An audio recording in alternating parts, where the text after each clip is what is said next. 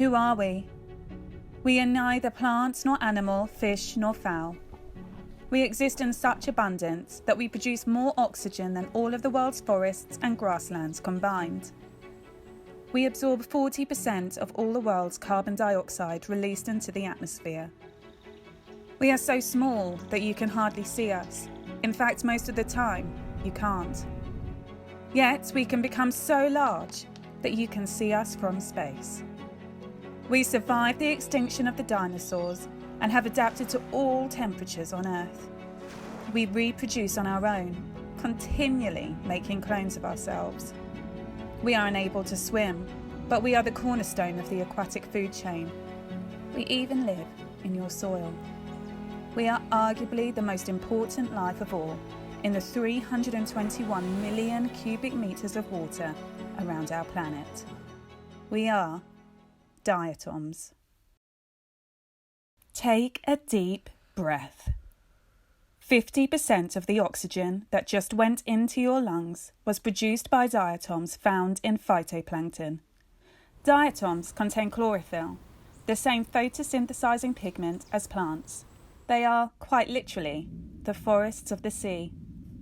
Once they die or have been eaten, the carbon that they have swallowed is filtered down into the ocean and safely stored away, never to be seen again. Functioning ecosystems underpin all of human society and underpin all of marine life.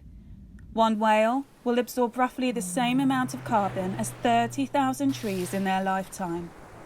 It goes to show how taking care of our marine ecosystems is so crucial for the survival of us all. But the availability of nutrients for diatoms to survive has been starved. Water across the globe is under threat. As a 15-year NASA study reveals, global populations of diatoms have declined. 71% of our planet is covered in water, but at every turn there are problems due to pollution that is affecting the health of our waters, the safety of our food, and in turn, the temperature of our planet. As oceans warm and man continues to dump pollution of all kinds into our world's seas on a daily basis, diatoms are finding themselves under increasing pressure just to survive. Without diatoms, the whole marine ecosystem would collapse. Birds, polar bears, seals, all life that relies on the ocean would perish. With around 70% of the human population living within 60 kilometres of the coastline, we depend on around 80 million tonnes of seafood to survive each year. So no diatoms would mean no food, no trade, no fuel, and complete economic collapse. The absence of diatoms would be a catastrophe that few of us would be able to survive. But at Bear Native, we have uncovered a concept that not only remedies these problems, but also will significantly and positively reduce the historical impact of atmospheric carbon from our atmosphere in a way never seen before. We can put the fight back into phytoplankton, make our oceans bloom once again, create cleaner water, safer food, tidy up water pollution from industry, and help it to recycle more of what they use.